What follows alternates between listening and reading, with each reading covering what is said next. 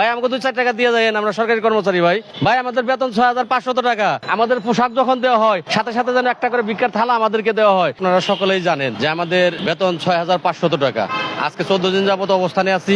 আমরা আপনাদেরকে প্রতিদিনই কোনো না কোনো চ্যানেলের মাধ্যমে জানান দিচ্ছি যে আমাদের বর্তমান সময়ে 6500 টাকা বেতন। এই বেতন দিয়ে আপনারাই বলেন এই বেতন দিয়ে কখনো সংসার চলতে পারে?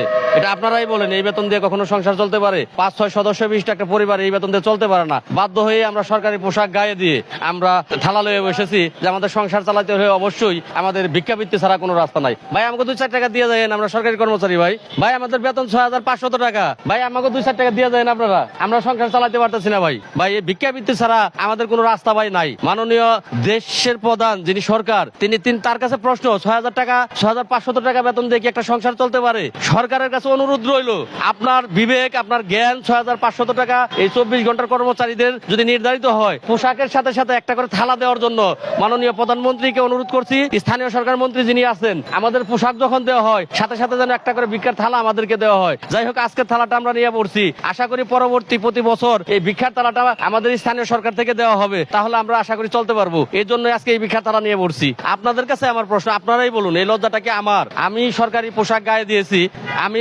আমার ইউনিয়নে আইন শৃঙ্খলা রক্ষাকারী বাহিনীর সদস্য হিসেবে পরিচিত, সকলেই জানে আমাকে বেতন দেওয়া হচ্ছে 6500 টাকা। বর্তমান সময়ে 6500 টাকা দিয়ে চলে না, বাধ্য হয়ে আমাকে ভিক্ষাবৃত্তি, অনেকেই যাদের শরীরে শক্তি আছে তারা রিক্সা চালায়, ভ্যান চালায়, দিনমজুরের কাজ করে, অনেকেরা পুলিশ যারা বৃদ্ধ হয়ে গেছে তারা এইভাবে ভিক্ষা করে, সেগুলো হয়তো আপনারা দেখেন না। আজকে আমরা ঢাকা 14 দিন যাবত, আজকে 15 দিন চলে, 15 দিন যাবত বসে আছি, আমাদের পকেটের টাকা শেষ, আমরা এখানে বসে থাকার শক্তিও রাখছি না, আমাদের শরীরের শক্তি কমে আসছে, অসুস্থ হয়ে পড়তেছি, বাধ্য হয়ে আজকে ভিক্ষার বাটি নিয়েছি। অবশ্যই এই প্রশ্নের উত্তর আপনারা দেবেন, বাংলার জনগণ দেবেন, বাংলার প্রধানমন্ত্রী দেবেন। এই লজ্জা কার? এই লজ্জা আমাদের স্থানীয় সরকারে যায়, যেখানে আমরা চাকরি করি। পদ বেছে নিয়েছি, দাদা যারাই যান 2-4 টাকা দিয়ে দেন ভাই, তাছাড়া দুপুরে খাইতে পারেন না ভাই, 2-4 টাকা দিয়ে দেন সকালে ভাই, দুপুরে খাইতে হবে, রাত্রে খাইতে হবে, আবার কালে খাইতে হবে, আপনারা 2-4 টাকা দিয়ে দেন। আবার বাড়িতেও টাকা পাঠাইতে হবে, বাড়িতে টাকা না পাঠাইলে বাজার করবো কিভাবে, বউগুলো আন কিভাবে চলবো? 2-4 টাকা ভাই দয়া করে আপনারা দিয়ে দেন।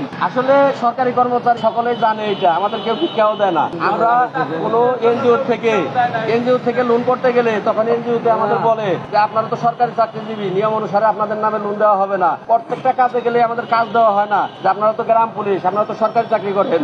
আজকে আপনারাই দেখতেছেন যে ভিক্ষাও কেউ দিচ্ছে না, সকলের সামনে যাচ্ছে, তাকে দেখে যাচ্ছে, ভিক্ষাও কেউ দিতে চাচ্ছে না। সবাই খালি দাঁড়াইয়ে দেখে, কেউ দিচ্ছে না, সবাই দাঁড়াইয়ে তাকাইয়ে থাকে। 6500 টাকা বেতন, এই যে এক সপ্তাহের বাজার হয় না।